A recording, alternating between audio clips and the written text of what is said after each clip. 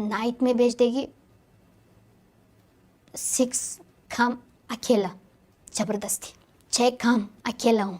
This one is at the party. This one is also outside the queue. मानव तस्कर मध्य Asia से हर साल नौकरी का झांसा देकर सैकड़ों लड़कियों को नेपाल के रास्ते भारत लाते हैं और उन्हें सेक्स वर्क में धकेल देते हैं। बहुत सी लड़कियों को मेडिकल वीजा या टूरिस्ट वीजा पर लाया जाता है। तहमीना को भी नौकरी का लालच देकर 2020 में उज्बेकिस्तान से दिल्ली लाया गया। ये मेरे से पासपोर्ट ले लिया, बोल दिया कि तू बोल दिया कि तू ये काम करेगी, फौजा काम करेगी। मैंने बोल दिया मैं नहीं करूँगा। ये आफ्टर मेरा का इसका मैनेजर थप्पड़ मार दिया, तू मेरा नहीं सुनेगी, मैं तेरा अंदर डलवा दूँगा, मैं तेरा ड्रग्स पुटिंग, मैं तेरा जेल में पुटिंग, तेरा फेस में ये करूँगा टेलिंग, तेरा पूरा फेस जल जाएगा, आफ्टर तू कुछ नहीं कर सकते।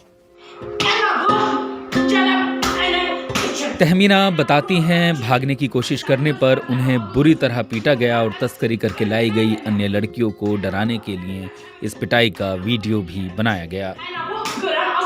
बीबीसी को ये वीडियो मानव तस्करी का शिकार लड़कियों के लिए काम कर रही एनजीओ से मिला है। ये पुलिस जांच का हिस्सा भी है। उस वीडियो बीटिंग के बाद मैं मदद किसी से नहीं, बिकॉज मैं कितना बार भागने के लिए कोशिश किया, फ़ायदा नहीं हुआ। एक बार ट्राई किया भागने के लिए, 2 बार ट्राई किया। ये डराने मेरा दूसरा रास्ता है, मेरा जानकार नहीं है इधर, कोई किसी को नहीं जानता हूँ, मैं किससे मदद मांगूं। तहमीना जैसी लड़कियों को एक दिन में 6 से 9 ग्राहकों तक के पास भेजा जाता है। बीबीसी ने तस्करों और ब्रोकरों की डायरियों के वो पन्ने देखे हैं जो चार्जशीट का हिस्सा हैं। इनमें इन लड़कियों से करवाए गए काम और रोजाना लाखों की कमाई का हिसाब भी है। ये लड़कियां दावा करती हैं कि इस कमाई का हिस्सा उन्हें नहीं मिलता, बल्कि तस्कर और ब्रोकर उन पर फर्जी कर्ज चढ़ाते रहते हैं। मेरे को सोनीपत साइड सेंडिंग, उधर बहुत गंदा। नाइट में बेच देगी 6 काम अकेला जबरदस्ती 6 काम अकेला हूँ। ये चीज़ ख़त्म नहीं करेगा ना, कंप्लेंट आएगा, आफ्टर मेरे का ऐसे कॉल करता, मेरे को सुना देगा कि तू क्यों कोऑपरेट नहीं करेगी, ये नहीं करेगी, वो मेरे के लाइक दिस। तहमीना अपने देश लौटने का इंतजार कर रही हैं, लेकिन उन पर गुरुग्राम की अदालत में फॉरेनर्स एक्ट के तहत मुकदमा चल रहा है। वो दावा करती हैं उन्हें फंसाए रखने के लिए ये मुकदमा दर्ज करवाया गया था। पहले मैं चाहूँगा, मैं अपनी मम्मी से बहुत खुश होता, अपनी मम्मी के हक करूँगा। मैं बहुत मिस किया, 3 साल 4 साल चले जाएगा मैं इधर पे। मैं कितना कोशिश किया जाने की कंट्री, बट केस की वजह से प्रॉब्लम मेरा हो रही।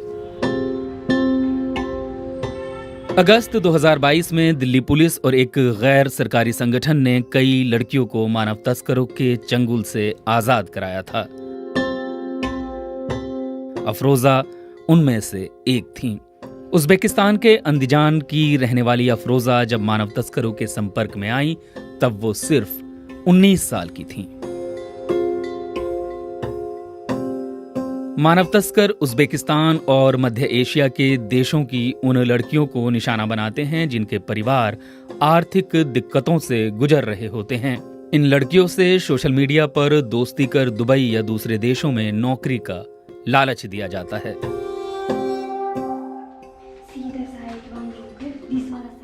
मुझे जब नेपाल के रास्ते लाया गया था तब इसी वाले रूम में रखा गया था, और भी बहुत सारी लड़कियां थी यहाँ पर। मुझे एक इंस्टाग्राम फ्रेंड का फ़ोन आया था। दुबई में नौकरी का ऑफ़र था। मेरी माँ बीमार थी और मुझे पैसों की ज़रूरत थी। मैंने नौकरी का ऑफ़र स्वीकार कर लिया। मुझे दुबई के टिकट भेजे गए। दुबई से पहले मुझे नेपाल भेज दिया गया। तब मुझे पता नहीं था कि मैं नेपाल जा रही हूँ। वहाँ एयरपोर्ट पर मेरी फ़ोटो लेकर एक आदमी खड़ा था। मुझे एक छोटे से होटल ले जाया गया। यहाँ मैं 3 दिन रही। मैं किसी से बात नहीं कर सकती थी और राज नाम के उस आदमी के कब्जे में थी। राज ने मेरा पासपोर्ट भी ले लिया था। देर रात एक कार आई और मुझे कार में बिठा दिया गया।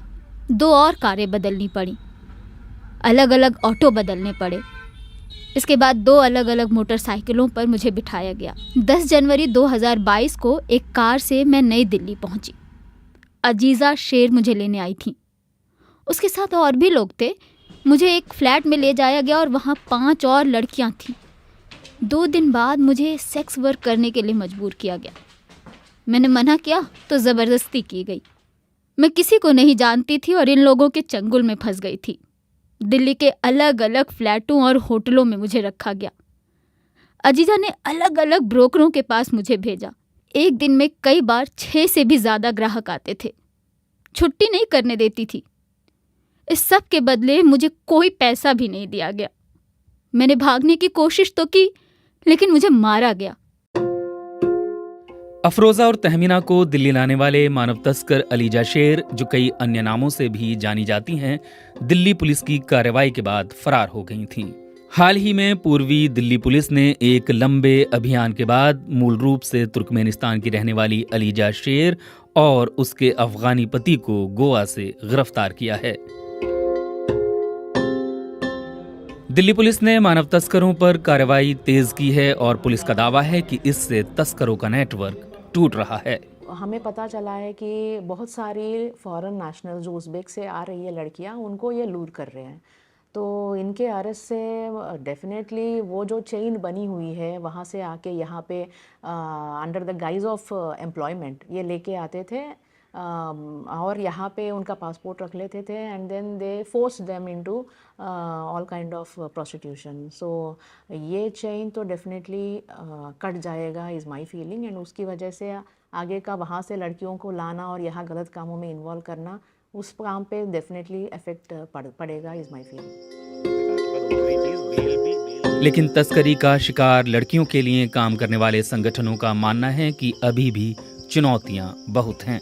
Hemant Sharma empowering humanity NGO से जुड़े हैं और तस्करों से छुड़ाई लड़कियों को लीगल एड दे रहे हैं। लड़कियां या तो वीज़ा के थ्रू मंगाई जाती हैं, उनको टूरिस्ट वीज़ा या मेडिकल वीज़ा के थ्रू बुलाया जाता है, उनके पासपोर्ट लेने जाते हैं और जबरन उनसे ये देह व्यापार का धंधा कराया जाता है। इसके अलावा काफ़ी लड़कियां नेपाल के द्वारा बिना वीज़ा के हिंदुस्तान में एंटर कराई जाती हैं।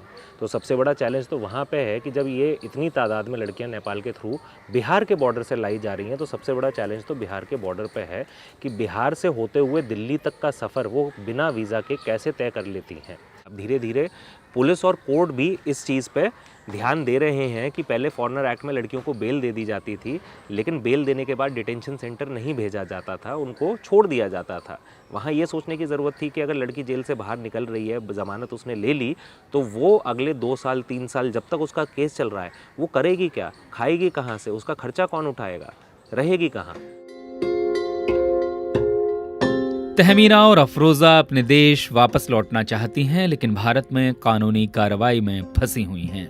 वहीं इस मुकदमे के अभियुक्तों से जुड़े वकील जुबैर हाशमी दावा करते हैं कि पीड़िता जब चाहे अपने देश लौट सकती हैं। अगर उनको जानना चाहती तो कुछ एफर्ट्स तो करती, एप्लीकेशन लगाती कोर्ट में कि सर मुझे कंट्री भेज दो। कोर्ट उनको रिप्लाई देता, मैंने आपको कंट्री जाने को नहीं रोका, आप एक्यूज नहीं है, मैंने आपको डिटेन नहीं किया, ना ही मैंने कोई ऑर्डर में लिखा है आप कंट्री नहीं जा सकते, या आप फ्री हो, जहाँ चाहो वहाँ जा सकते हो। दरअसल जो लड़कियां मानव तस्करी की पीड़ित हैं, उनमें से अधिकतर फॉरेनर्स एक्ट के मुकदमों में फंसी हुई हैं। जो तस्करी की पीड़ित हैं वो भी अदालत में अंतिम गवाही न होने तक कानूनी रूप से देश न छोड़ने के लिए बाध्य हैं। बीबीसी ने दिल्ली के उन इलाकों का दौरा भी किया जहां इन लड़कियों से जबरदस्ती सेक्स वर्क करवाया गया।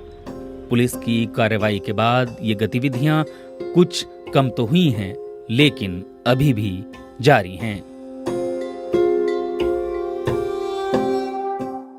अफरोज़ा और तहमीना भले ही अब इस चंगुल से निकल गई हों, लेकिन उन जैसी सैकड़ों लड़कियां अभी भी फंसी हुई हैं और बचाए जाने का इंतजार कर रही हैं।